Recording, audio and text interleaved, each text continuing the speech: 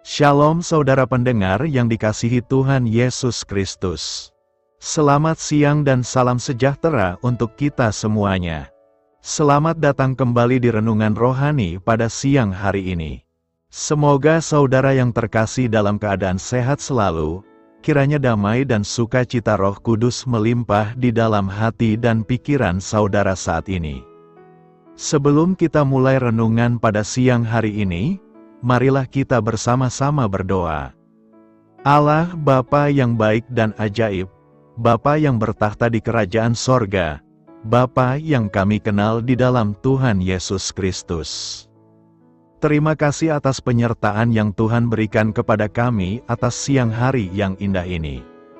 Terima kasih telah memberi kami kesempatan untuk selalu dapat bersyukur atas segala pekerjaan yang kami kerjakan. Maka dari itu, kami mohon kiranya Bapa berkenan menyertai kami selalu di sepanjang hari ini. Terima kasih atas berkat-Mu hingga saat ini kami masih bisa merasakan kebaikan-Mu dan buatlah agar kami selalu mengucap syukur kepada-Mu.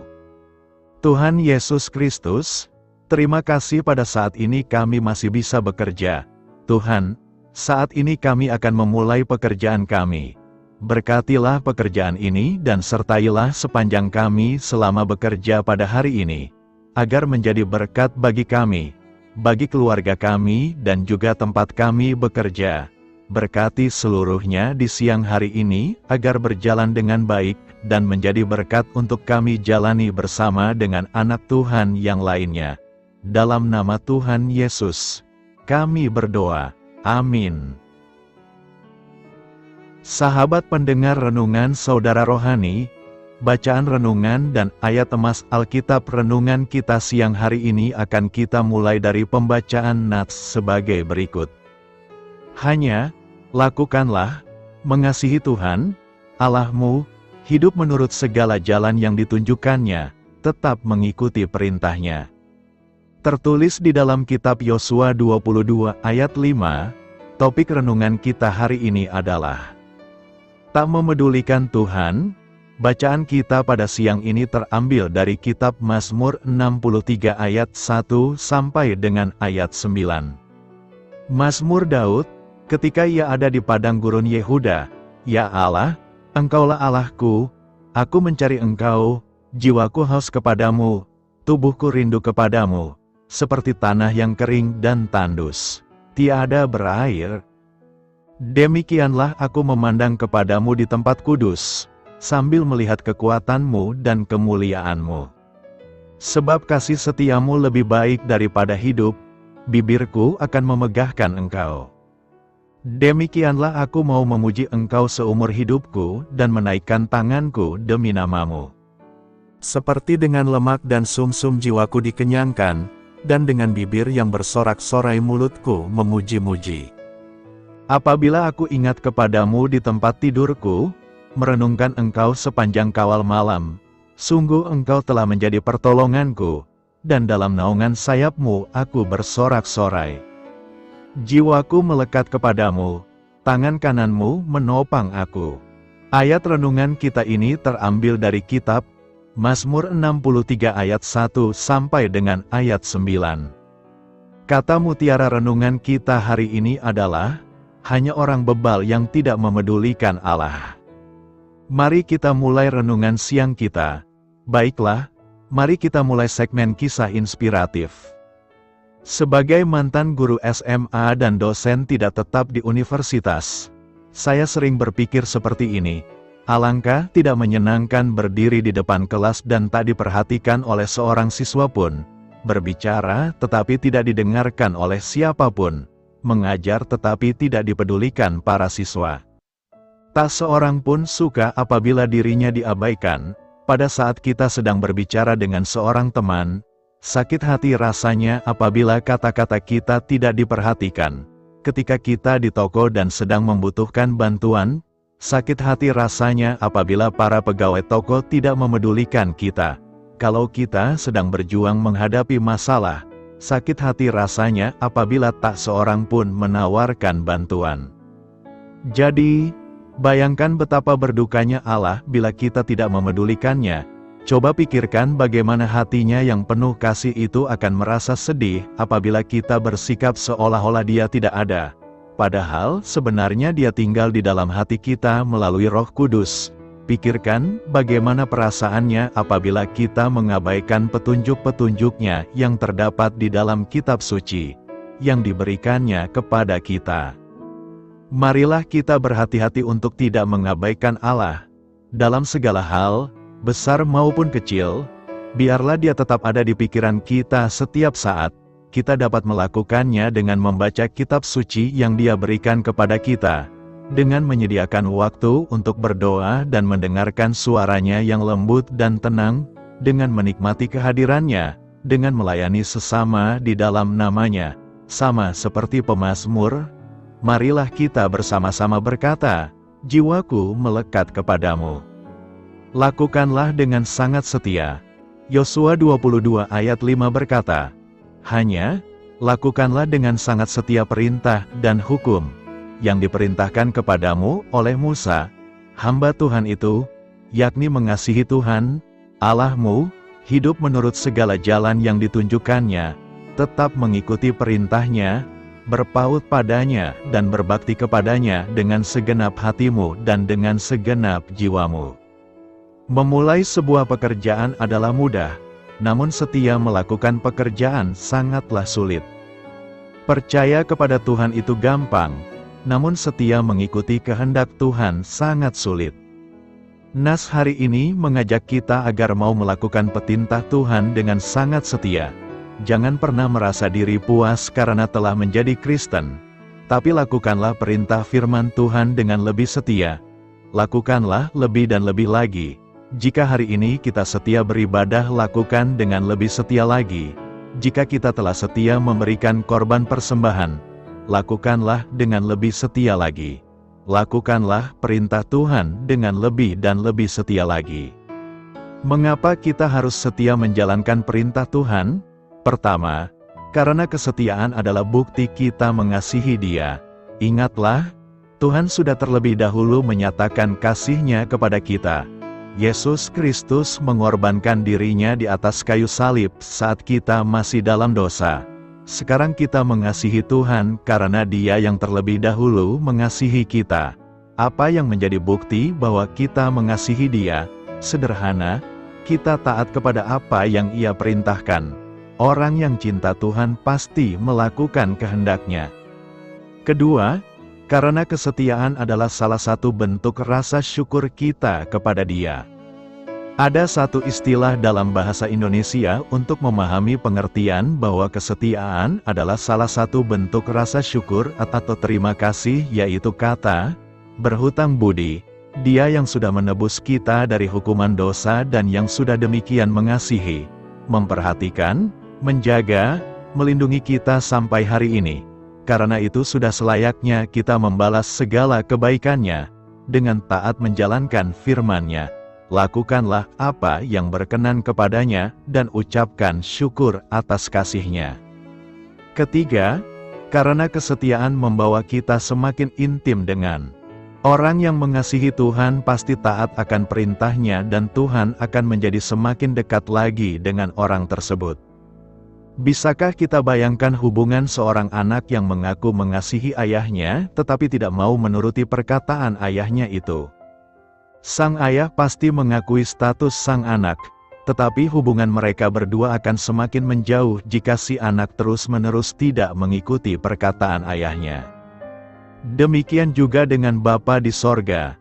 Ia begitu rindu memiliki hubungan intim dengan kita, sehingga Dia rela mengorbankan anaknya yang tunggal di kayu salib, agar hubungan kita dengan Bapa yang Maha Kudus itu dipulihkan.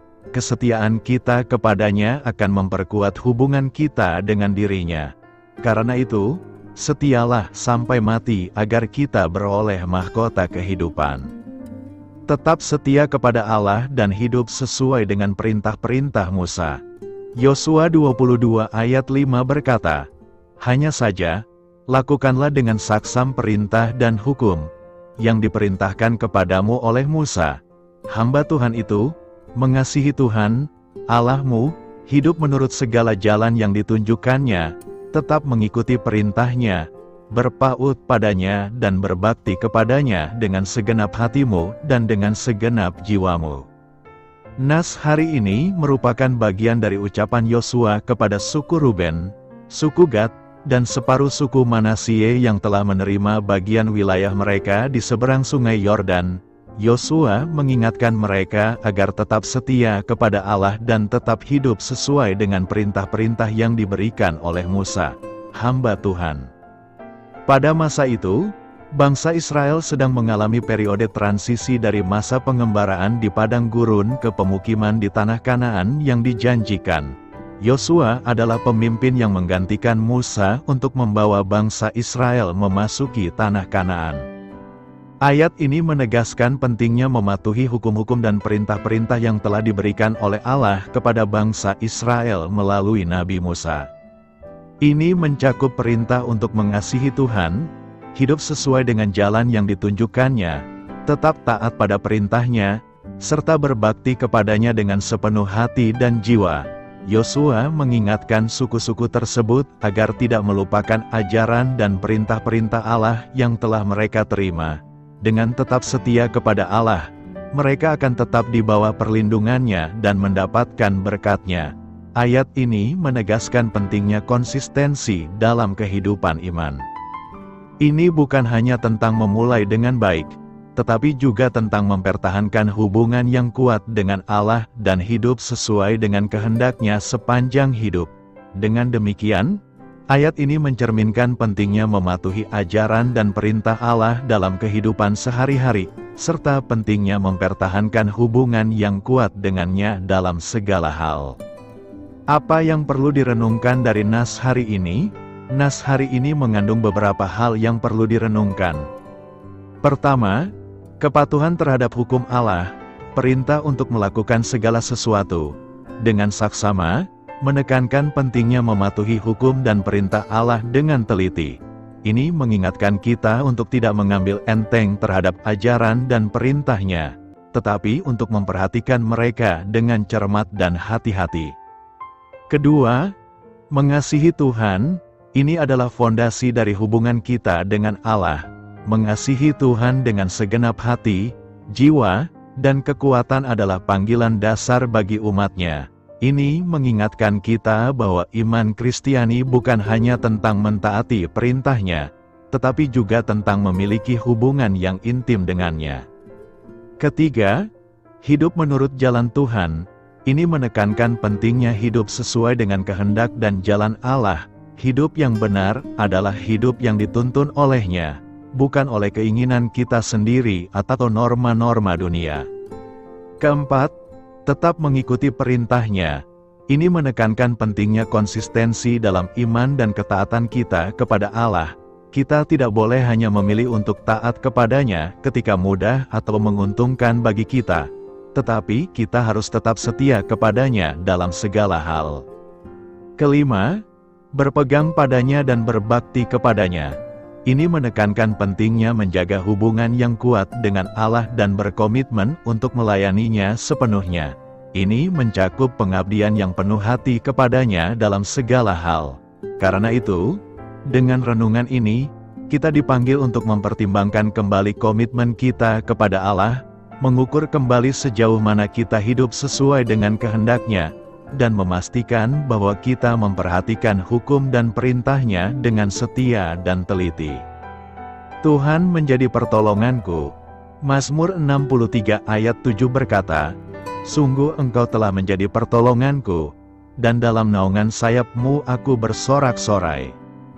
Pernyataan, Tuhan menjadi pertolonganku, ini muncul dari pergumulan Daud yang mendalam saat ia berada di padang gurun Yehuda. Ada kemungkinan bahwa Daud sedang melarikan diri dari orang-orang yang hendak memburu dan membunuhnya. Di padang gurun tersebut, Daud menyadari betapa ia seperti tanah tandus dan gurun yang gersang, yang sangat merindukan air surgawi. Itulah mengapa Daud menulis bagaimana jiwanya, haus dan tubuhnya rindu kepada Tuhan.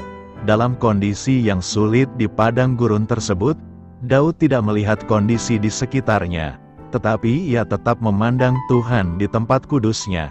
sambil melihat kekuatan dan kemuliaan Tuhan. Daud bisa saja mati kehausan dan kelaparan di padang gurun tersebut. Ia juga bisa saja mati karena ditemukan oleh orang-orang yang hendak membunuhnya.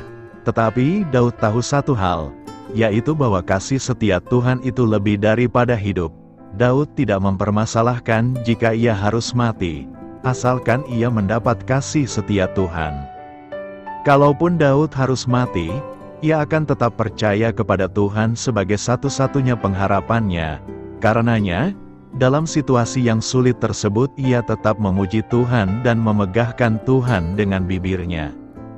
Bahkan ketika ia tidur di padang gurun, dengan kondisi yang dingin dan terancam bahaya, ia tetap ingat kepada Tuhan dan meyakini pengawalan Tuhan sepanjang malam. Daud tahu bahwa ia sedang diajar Tuhan untuk tidak mengandalkan siapa-siapa, termasuk dirinya sendiri. Daud sendiri adalah seorang pahlawan yang gagah perkasa. Ia telah mengalahkan Goliat dan membunuh orang-orang Filistin dengan pedang di tangannya. Namun Tuhan mengizinkan Daud untuk mengalami masa-masa di padang gurun di mana ia tidak dapat lagi mengandalkan siapa-siapa selain Tuhan. Itu sebabnya Daud pada akhirnya juga berkata kepada Tuhan, bahwa Tuhan telah menjadi pertolonganku, dan di dalam naungan sayapnya ia akan bersorak-sorai. Daud sadar bahwa satu-satunya cara supaya ia bisa selamat adalah dengan melekat kepada Tuhan dan meminta Tuhan untuk menopangnya. Tidak ada lagi kekuatan di dalam dirinya, koneksi dari orang-orang lain, bahkan harta kekayaan yang dimilikinya yang dapat membantunya melewati pergumulan hidup. Hanya Tuhan satu-satunya yang harus diandalkan dan dimiliki oleh Daud. Melekat kepada Allah itu berlaku seumur hidup, bukan hanya pada saat mengalami peristiwa susah. Allah sesungguhnya selalu memelihara hidup seluruh ciptaannya. Pemeliharaan Allah ini seharusnya kita yakini terus. Maka, kita nyatakan ungkapan syukur dan penyerahan diri kepada Allah sepanjang perjalanan dan umur hidup kita. Mengapa ia mampu berkata, "Sungguh engkau telah menjadi pertolonganku, dan dalam naungan sayapmu aku bersorak," karena di masa sukar pun ia menikmati Tuhan dan katanya, "Jiwaku melekat kepadamu, tangan kananmu menopang aku." Bahkan dengan iman yang kokoh ia katakan, "Demikianlah aku memandang kepadamu di tempat kudus, sambil melihat kekuatanmu dan kemuliaanmu, sebab kasih setiamu lebih baik daripada hidup, bibirku akan memegahkan engkau." Daud, yang adalah manusia biasa seperti kita, selalu kuat dan mampu bertahan di tengah badai hidup yang menderanya. Apa rahasianya? Karena ia menjadikan Tuhan sebagai tempat perlindungan dan sumber pengharapan. Daud mengalami sendiri bahwa Tuhan sebagai penolong dalam kesesakan itu sangat terbukti. Siapa yang menjadi perlindungan dan sumber pengharapan kita? Orang tua, suami, aset perusahaan, uang, deposito, harta kekayaan atau jabatan. Jika kita berharap dan bersandar pada semua itu, kita pasti akan kecewa dan menyesal. Itulah sebabnya Daud tidak pernah melupakan kebaikan Tuhan. "Apabila aku ingat kepadamu di tempat tidurku, merenungkan engkau sepanjang kawal malam, sungguh engkau telah menjadi pertolonganku, dan dalam naungan sayapmu aku bersorak-sorai." Sejak dari muda Daud percaya bahwa satu-satunya pengharapan itu adalah Tuhan. Maka dari itu ia mengambil sikap yang benar, yaitu berdoa. Berseru kepada Tuhan adalah langkah untuk memadamkan segala ketakutan dan kekhawatiran yang membelenggu kita. "Tetapi aku berdoa kepadamu, ya Tuhan, pada waktu engkau berkenan. Ya Allah, demi kasih setiamu yang besar jawablah aku dengan pertolonganmu yang setia." Dan Tuhan pun mendengar permohonanku. Tuhan menerima doaku. Karena itu, yakinlah diri kita untuk mengakui bahwa Tuhanlah yang menjadi pertolongan kita sampai sepanjang masa. Aku mau memuji Tuhan. Mazmur 63 ayat 5 berkata, "Demikianlah aku mau memuji Engkau seumur hidupku dan menaikkan tanganku demi namamu." Memuji Tuhan merupakan kewajiban kita sebab Dialah yang mencipta dan menyertai kehidupan kita. Pertanyaan kita adalah, kapankah kita memuji-muji Tuhan? Ada banyak yang menjawab, saat ibadah di gereja. Memang, dalam setiap aktivitas gerejawi puji-pujian selalu menjadi unsur yang sangat penting. Kemudian, kapan lagi kita memuji-muji Tuhan? Apakah ketika mengalami mujizat dan pertolongannya saja? Bagaimana jika situasi-situasi yang kita alami tidak seperti yang diharapkan? Masihkah puji-pujian keluar dari mulut kita? Perhatikan Daud, aku hendak memuji Tuhan pada segala waktu. Puji-pujian kepadanya tetap di dalam mulutku. Padahal waktu itu Daud sedang menghadapi masalah yang berat, tetapi ia bertekad tetap memuji-muji Tuhan. Kalimat pada segala waktu berarti puji-pujian bagi Tuhan tidak tergantung situasi dan kondisi, atau tergantung mood kita. Tetapi memuji-muji Tuhan haruslah menjadi bagian hidup dari orang percaya. Mengapa kita harus senantiasa memuji Tuhan? Karena saat memuji Tuhan kita sedang berjalan menuju ke tempat di mana Tuhan bersemayam di atas tahtanya yang tertinggi dan kudus. Saat kita memuji-muji Tuhan itulah nama Tuhan ditinggikan, pribadinya diagungkan, dan kerajaannya dimasyurkan oleh karena Dialah yang kudus yang bersemayam di atas puji-pujian orang Israel, menyadari akan pentingnya pujian bagi Tuhan dan juga karena dorongan roh Tuhan, Daud pun menyediakan lebih banyak waktu untuk memuji-muji Tuhan. 7 kali dalam sehari aku memuji-muji Engkau, karena hukum-hukum-Mu yang adil. Saat menjabat sebagai Raja atas Israel ia pun tetap menempatkan puji-pujian bagi Tuhan sebagai hal yang utama dalam hidupnya. Hal itu terlihat saat ia memerintahkan orang-orang Lewi untuk bermazmur dan menaikkan puji-pujian di hadapan tabut Tuhan dengan diiringi gambus, kecapi dan ceracap. Karena Tuhan bertahta di atas puji-pujian umatnya, maka kita pun wajib memuji dan memasyurkan namanya seumur hidup kita dan di segala keadaan. Kata, seumur hidupku, mempunyai makna bahwa Daud mau memuji Tuhan di sepanjang hidupnya. Dia tidak peduli dalam keadaan susah ataupun senang, pilihannya tetap mau memuji Tuhan. Kita perlu belajar untuk setia dalam memuji Tuhan, seperti yang Daud lakukan. Saat kita memuji Tuhan berarti kita mengakui Dia sebagai juru selamat atas semua pergumulan dan masalah kita. Kalimat berikutnya tertulis, dan menaikkan tanganku demi nama-Mu. Arti dari menaikkan tanganku adalah berserah kepada Tuhan. Berserah bukan berarti menyerah. Berserah adalah menyerahkan seluruh beban masalah kita kepada Tuhan.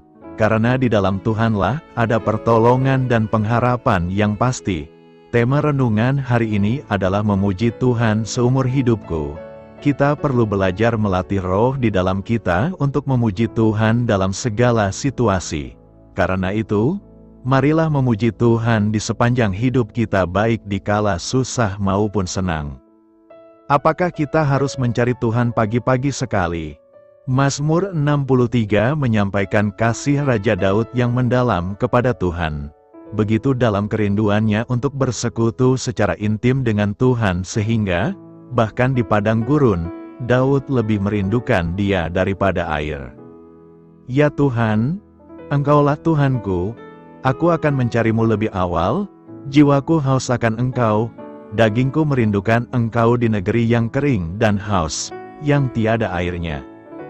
Ungkapan yang diterjemahkan, awalnya aku akan mencari Engkau, dalam versi King James diterjemahkan secara berbeda di sebagian besar terjemahan modern.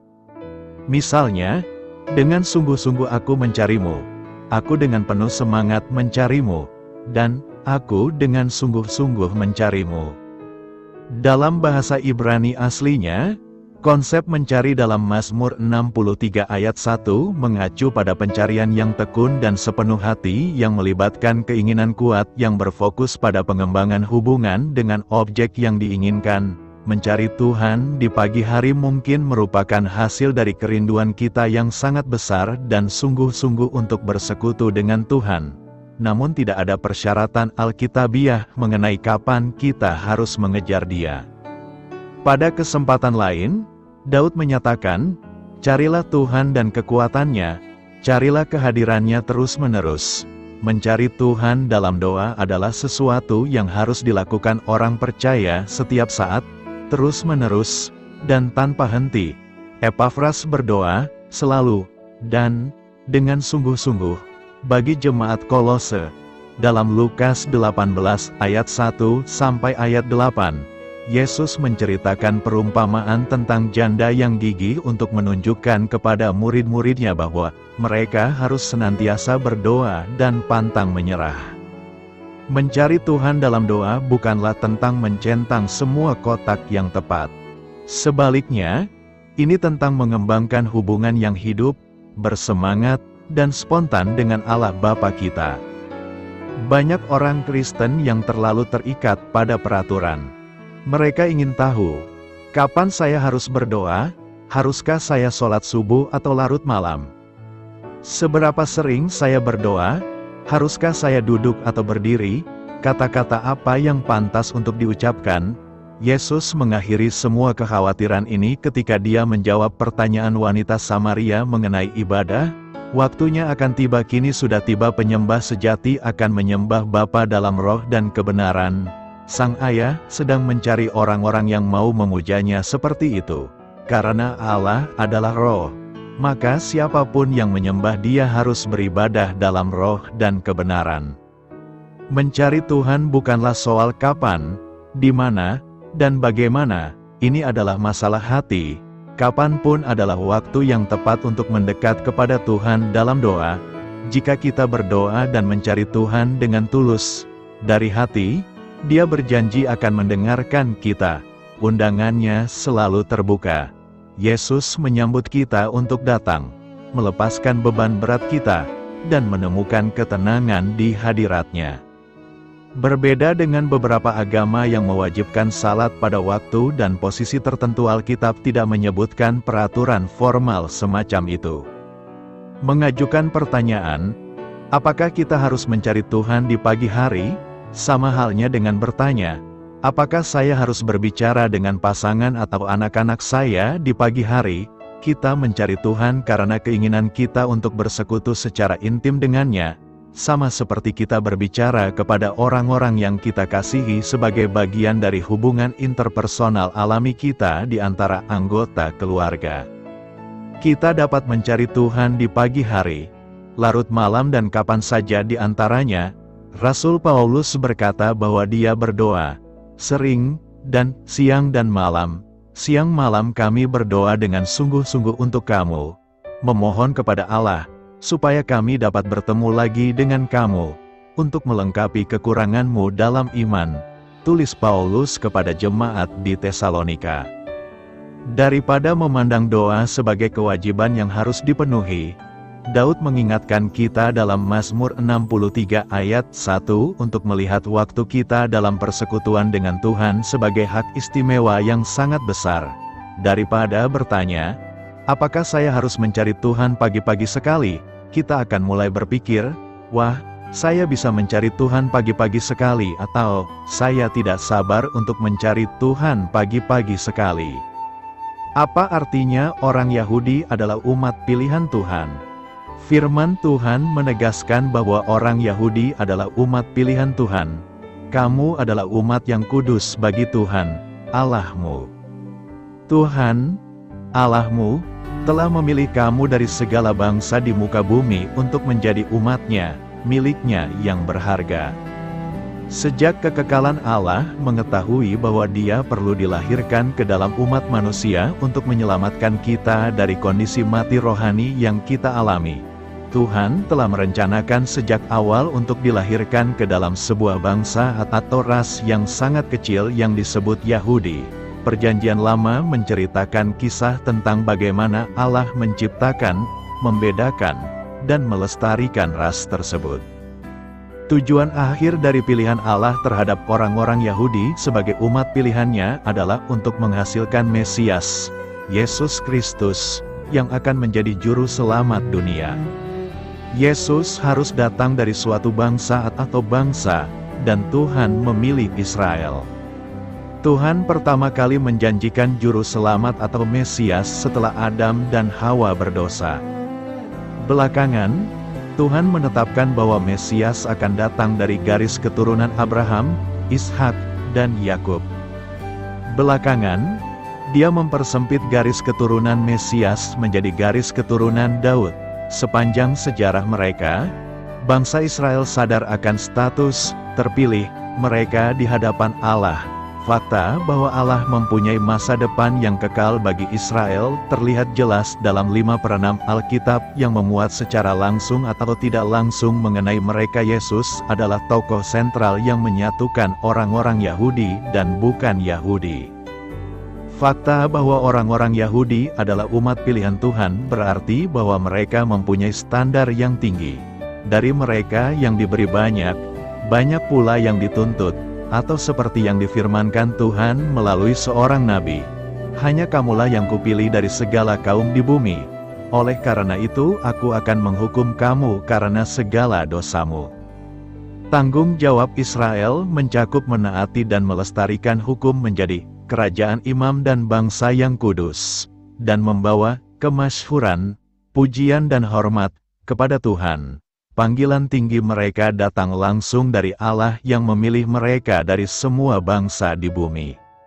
Selamat berkarya untuk Tuhan, selamat memulai karya di dalam kehidupan kita untuk Tuhan. Doa saya menyertai saudara sekalian. Saya memberkati Anda agar sewaktu Anda mencarinya dari Dia, Bapa Surgawi Anda akan memberikan bagi Anda roti harian Anda. Dalam nama Yesus Kristus, Tuhan yang berkuasa atas alam semesta dan menuntun kita kepada iman yang menyelamatkan, Tuhan Yesus menyertai senantiasa. Tuhan memberkati. Amin.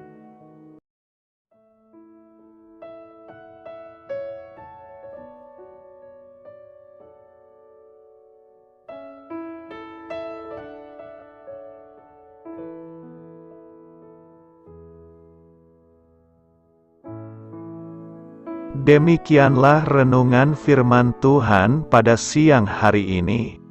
Semoga menjadi kekuatan di dalam hidup kita dan menjadikan kita pribadi yang lebih sukses. Sebelum kita memulai aktivitas hari ini, marilah kita berdoa.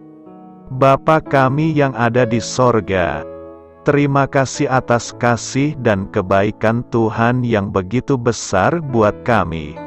Tuntunlah perbuatanku agar di sepanjang hari ini saya bisa bekerja sebaik-baiknya, tidak pernah jemu menolong sesama, selalu ramah dan tahu terima kasih, menghayati iman dan mengamalkannya dengan sekuat tenagaku. Semua ini saya sampaikan kepadamu, dengan pengantaraan Kristus, Tuhan kami. Allah, Bapa kami bersyukur kepadamu, bahwa dengan bekerja kami boleh ambil bagian di dalam karya-Mu mensejahterakan dan membahagiakan umat manusia. Kami mohon bimbingan-Mu dalam melaksanakan pekerjaan kami hari ini. Bimbinglah kami agar sanggup bekerja dengan semangat kasih, dengan riang, rajin dan jujur. Terima kasih, Tuhan. Amin. Dalam nama Tuhan Yesus Kristus Tuhan dan Juru Selamat kami, Bapa kami yang baik, kami mengucap syukur dan berdoa. Amin. Biarlah firman Tuhan menjadi pengingat untuk kita semua, bahwa tuntunan dari Roh Kudus akan selalu memberi jalan keluar bagi setiap permasalahan hidup kita, dan memberi kedamaian di hati kita. Amin. Sampai jumpa di renungan siang saudara rohani berikutnya. Shalom.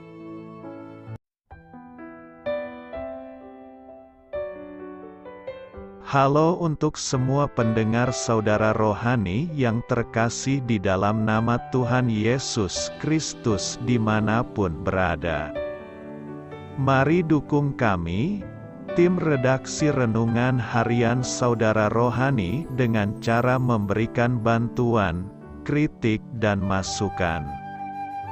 Saudara dapat memberikan masukan melalui kolom komentar di bawah atau mengirim kepada kami langsung melalui email yang tertera di layar Anda.